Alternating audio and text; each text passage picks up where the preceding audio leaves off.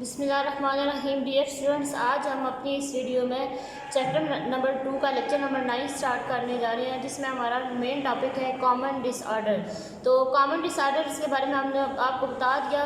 तो पहले हम तीन कॉमन डिसऑर्डर्स के बारे में पढ़ चुके हैं, जो कि था कॉन्स्टिपेशन यानी कि कब्ज़, डायरिया यानी कि पेचस, और तीसरा था डेंटल प्लेग यानी कि दांतों पे जमने वाली गंदगी। और आज हम यहाँ अगले दो कॉमन डिसऑर्डर के बारे में पढ़ेंगे, जो कि हैं प्रिकली हीट और कॉमन कोल्ड। तो पहले हम बात करते हैं प्रिकली हीट की कि प्रिकली हीट क्या है। प्रिकली हीट होते हैं बच्चों गर्मी दाने, छोटे छोटे दाने। गर्मी की वजह से आपकी बॉडी पे जो छोटे छोटे दाने बन जाते हैं, उन्हें क्या कहते हैं?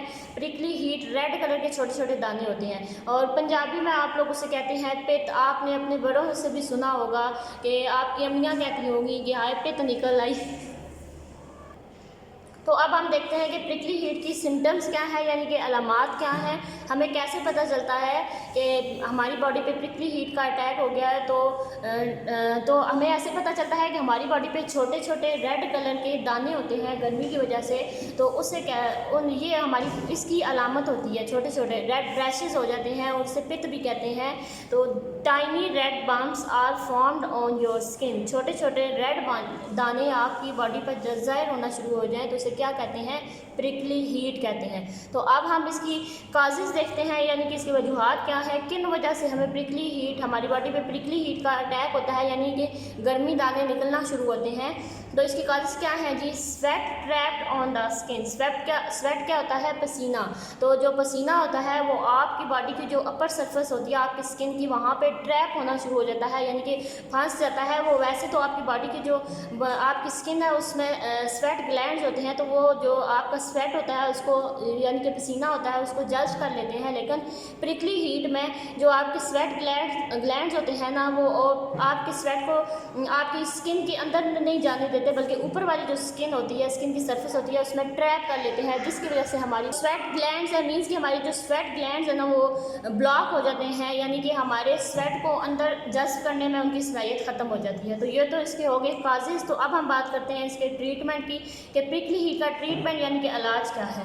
तो प्रिकली हीट में यानी कि गर्मी दाने जब आपको पित्त निकली हुई हो, तो आपको ज़्यादा से ज़्यादा क्या करना चाहिए? Drink lime and sugarcane juices. आपको lime and sugarcane juices, lime यानी कि नींबू पानी का इस्तेमाल करना चाहिए, एंड शुगर कैन कहते हैं गन्ने के जूस को। तो गन्ने का जूस आपको ज़्यादा से ज़्यादा इस्तेमाल करना चाहिए। गन्ने का जूस बहुत ठंडा होता है, तो जब आपको प्रिकली हीट हो तो आपको ज़्यादा से ज़्यादा शुगर कैन जूसेस का इस्तेमाल करना चाहिए। तो आगे है जी, wear cotton clothes instead of woollen clothes. आपको जो वूलन क्लॉथ्स होते हैं, मतलब जो मोटे कपड़े होते हैं, उनकी जगह आपको कॉटन क्लॉथ्स यानी कॉटन के या लॉन के कपड़े पहनने चाहिए, क्योंकि वो बहुत सॉफ्ट होते हैं, नरम होते हैं। तो जब आपको प्रिकली हीट होता है तो आप वूलन के कपड़े पहनेंगे, यानी गर्म कपड़े पहनेंगे, तो आपकी जो गर्मी दाने हैं वो ठीक नहीं होंगे, बल्कि और ख़राब हो जाएंगे। इसलिए आपको प्रिकली हीट में कॉटन क्लॉथ्स पहनने चाहिए, यानी कि सॉफ्ट कपड़े पहनने चाहिए। आगे हम बात करते हैं कॉमन कोल्ड की, यानी कि अमूमी ठंड। पहले कॉमन कोल्ड क्या होती है? अमूमी ठंड यानी कि आम ठंड, मतलब जो आम ज़्यादातर मोस्टली बंदों को होती रहती है सर्दी की वजह से या जम्स अटैक की वजह से होती रहती है, जिसमें आपको नज़ला ज़ुकाम या बुखार आम होता रहता है। तो अब हम इसके सिम्टम्स की बात करते हैं, यानी कि कॉमन कोल्ड की अलामात क्या हैं, कैसे आपको पता चलता है कि आपको कॉमन कोल्ड है। तो पहले है स्नीजिंग यानी कि छींकना, कफ खांसी, सोर थ्रोट यानी कि आपके गले में दर्द होना, फीवर बुखार, हल्का जो बुखार होता है, नेज़ल कंजेशन यानी कि आपका नाक का बंद हो जाना, मतलब नाक नहीं बहता तो उससे भी आपको तकलीफ़ होती है, एंड रनी नोज़ यानी कि नाक का ज़्यादा बहना। ये सब क्या है? ये सब सिम्टम्स हैं कॉमन कोल्ड की। इससे आपको पता चलता है कि आपको कॉमन कोल्ड है। अब हम बात करते हैं इसकी काजेज़ की, यानी कि इसकी क्या वजूहात हैं, किन वजह से हमें कॉमन कोल्ड होती है। तो पहले है जी सीवियर कोल्ड यानी कि शदीद सर्दी। शदीद सर्दी की वजह से आपको कॉमन कोल्ड होती है। जब बहुत ज़्यादा ठंड हो तो आपको ठंड लग जाती है, आपको खांसी शुरू हो जाती है, आपका गला दर्द होता है, आपको छींकें आती हैं, हल्का हल्का बुखार होता है, और ये हर किसी को नहीं होता, मतलब मोस्टली होता है लेकिन सबको नहीं होता। तो आगे है जी जम्स अटैक। तो जम्स अटैक मतलब कि आप लोग जम्स अटैक की वजह से भी आपको होता है। चाहे जम्स अटैक से भी जम्स जब हमारे बॉडी अटैक करते हैं, मतलब आप लोग को पानी पी लो, वो ढका हुआ ना हो, तो पानी के अंदर या कोई और चीज़ आप लोग खा लो, सिर्फ पानी ही नहीं, कोई और चीज़ भी, वैसे मैं आपको एग्जांपल दे रही हूँ पानी की, तो ढका हुआ ना हो, तो उसमें छोटे छोटे माइक्रो ऑर्गेनिजम्स होते हैं, जो कि छोटे छोटे वायरस होते हैं, तो वो हमारी बॉडी में अटैक करते हैं, तो जिससे हमारी बॉडी, जो हमें कॉमन कोल्ड होता है, सिर्फ सर्दी की वजह से भी नहीं होता, जम्स की वजह से भी होता है। तो आगे हम कॉमन कोल्ड का ट्रीटमेंट देखते हैं कि इसका इलाज क्या है, कौन सा ऐसे एहतियात करके हम कॉमन कोल्ड से, यानी कि सर्दी से बच सकते हैं, मुँहमी ठंड से बच सकते हैं। तो पहला क्या है जी, ग्रीन टी यानी कि कहवा।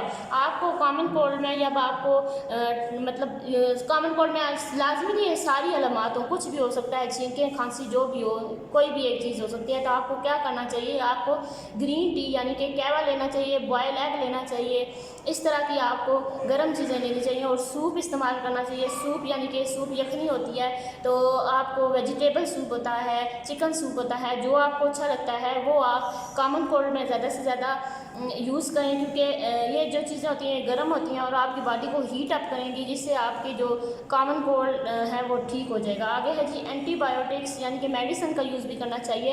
तो मेडिसिन कौन सी इसमें यूज़ करनी चाहिए, वैसे मतलब आपको ज़्यादा ठंड हो तो आप डॉक्टर के पास जाएँ, और वैसे आपको नॉर्मल हल्का बुखार हो या खांसी ऐसे हो तो आपको जो छोटे बच्चे हैं वो पैनाडोल का इस्तेमाल करते हैं, और बड़ों को पैरासीटामोल, इस तरह छोटों को भी पैरासीटामोल सिरप होता है, लेकिन जो बड़े बंदे हैं उनको पैनाडोल टैबलेट या पैरासीटामोल टैबलेट यूज़ करनी चाहिए जी। तो अब हमने प्रिकली हीट और कॉमन कोल्ड के बारे में मैंने आपको बता दिया। अब हम बुक से रीडिंग करते हैं इसकी, तो अपनी अपनी बुक्स ओपन करें, फिंगर रखें। तो सबसे पहला हमारा क्या है, प्रिकली हीट, तो रीडिंग करते हैं इसकी। Prickly heat is a skin disorder in which tiny red bumps are formed on your skin.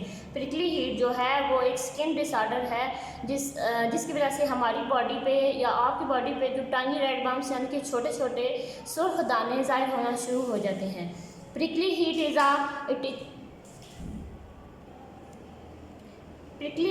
is itchy and uncomfortable.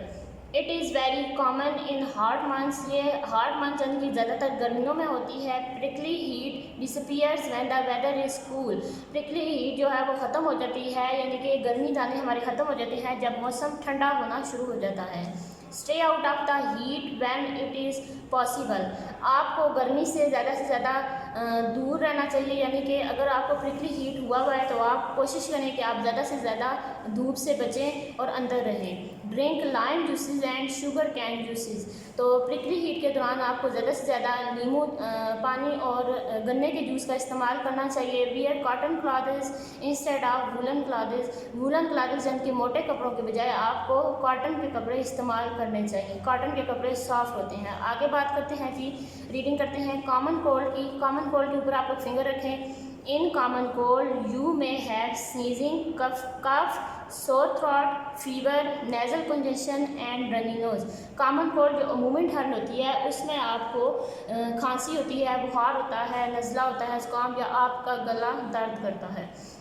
Cover your mouth and nose with an elbow और tissue when coughing और sneezing. आपको खांसते या छींकते हुए आपको अपना जो नाक है वो ढकना चाहिए, यानी कि अपनी कोहनी से या किसी भी टिश्यू से। इससे क्या होता है कि अगर आप लोग खांसते हुए अपना नाक को कवर नहीं करेंगे तो आपकी नाक से जो जर्म्स हैं वो दूसरे बंदे को लग सकते हैं।